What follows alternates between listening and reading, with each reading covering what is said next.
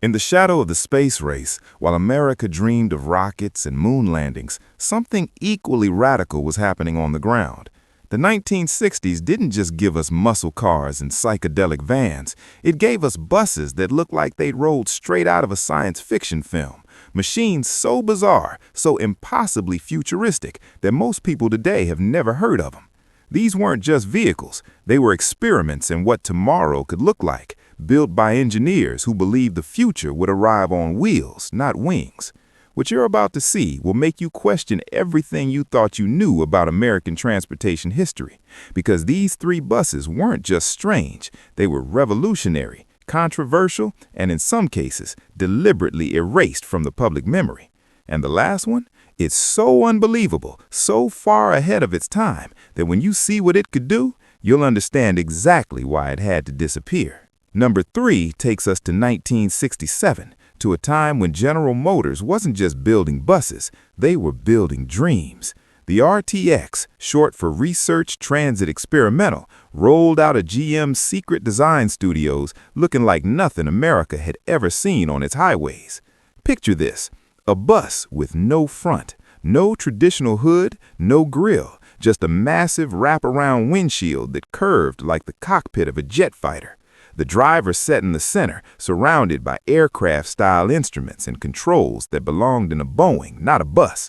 The body was sculpted from fiberglass and aluminum, aerodynamic curves that seemed to slice through the air itself. It didn't just look fast, it looked like it was moving even when standing still. But the exterior was just the beginning. Step inside the RTX and you entered a world that defied every expectation of public transportation. The floor was lowered, making it accessible decades before accessibility became law. Passengers sat in contoured seats arranged in conversation clusters, not the traditional rows that treated humans like cargo.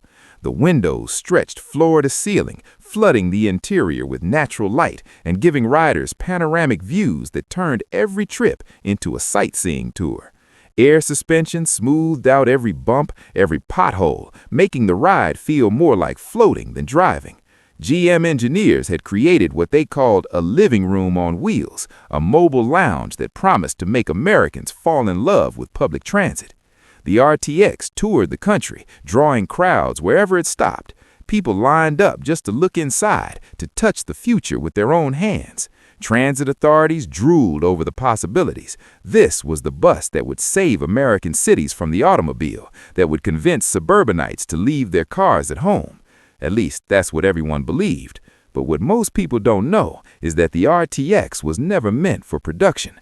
It was a showcase, a rolling advertisement for GM's transit technology. And when the company realized that American cities were too broke, too politically divided, and too in love with highways to invest in revolutionary public transportation, the RTX quietly vanished.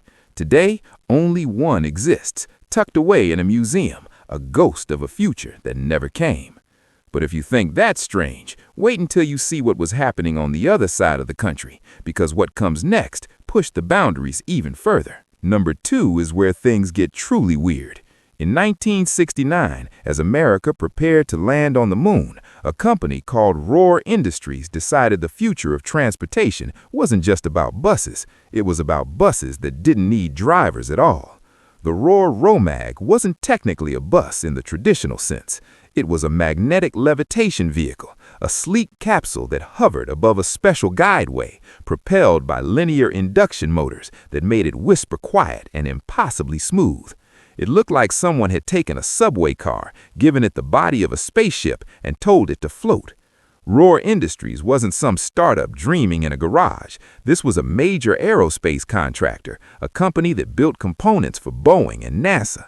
They believed magnetic levitation was the answer to urban gridlock, a system that could move thousands of people per hour without pollution, without noise, without the limitations of rubber tires and diesel engines. The Romag prototype was built in Chula Vista, California, where engineers constructed a test track and demonstrated technology that seemed ripped from the 22nd century. The vehicle accelerated smoothly, cornered effortlessly, and stopped precisely, all without ever touching the ground. Transit planners went wild. Here was a system that could be elevated above city streets, immune to traffic jams, impossible to derail because there were no rails to derail from. The federal government poured millions into development. Plans were drawn up for networks spanning Los Angeles, San Francisco, even cross-country routes that would make conventional buses and trains obsolete. This was it. This was the transportation revolution America had been waiting for. And this is where the story takes a strange turn, because despite the technology working, despite successful tests, despite government funding and corporate backing, the ROMAG system never carried a single paying passenger. What happened? Money, politics, and timing.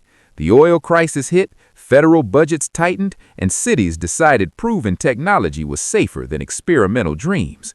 Roar Industries eventually shifted focus back to aerospace. The test track was torn down, and the ROMAG prototype disappeared into storage. Some say parts of it still exist in private collections, remnants of a future we came within inches of achieving. But the most unbelievable part is still coming, because what you're about to see makes the ROMAG look almost conventional by comparison. Number one is the bus that changed everything and nothing at all at once. In 1965, at the height of Cold War optimism and space-age fever, the Bell Aerospace Company unveiled something so radical, so impossibly advanced, that even today it seems like science fiction. They called it the jet bus, but that name doesn't do it justice. This was a ground effect vehicle, a machine that used jet engines to create a cushion of air beneath its body, allowing it to hover inches above any surface, land or water, at speeds approaching 100 miles per hour. Let that sink in for a moment. A bus that flew without wings. Bell Aerospace, the same company developing rocket belts and lunar landing systems for NASA, believed the future of urban transportation was in the air, or more precisely, in the thin layer of air between the vehicle and the ground. The jet bus prototype looked like someone had welded a passenger cabin onto a hovercraft and given it the power of a small aircraft. Twin jet engines mounted at the rear blasted air downward and backward, lifting the vehicle and propelling it forward simultaneously. It could cross rivers, snow, swamps, even climb gradual inclines, all while carrying dozens of passengers in climate-controlled comfort. The demonstrations were spectacular. The jet bus screamed across frozen lakes, glided over highways, proved it could operate where conventional buses would sink or get stuck. Military officials saw troop transport potential. Transit agencies saw all-terrain capability. Futurists saw the death of roads themselves, because why pave expensive highways when vehicles could float over anything? This was transportation unchained from infrastructure, freedom in its purest mechanical form. But here's what they didn't advertise, what only became clear after the cameras stopped rolling and the crowds went home. The jet bus was catastrophically loud, deafeningly so, turning every trip into an assault on the eardrums. It guzzled fuel like a fighter jet because it essentially was a fighter jet with seats. The air cushion kicked up dust, debris, and noise pollution that made it unwelcome in any populated area. And the operational costs? Astronomical. Every hour of flight time required hours of maintenance, specialized fuel, and engineers who understood jet propulsion systems. This wasn't a bus. It was a science experiment masquerading as public transportation. By 1967, the project was quietly shelved. Bell Aerosystems moved on to more profitable ventures. The prototype was dismantled, and the jet bus became a footnote in aviation history, not transportation history. Most people today don't even know it existed. But what's truly haunting isn't that it failed. It's that for a brief moment, America built a flying bus that actually worked, and then decided we didn't want it badly enough to make it real.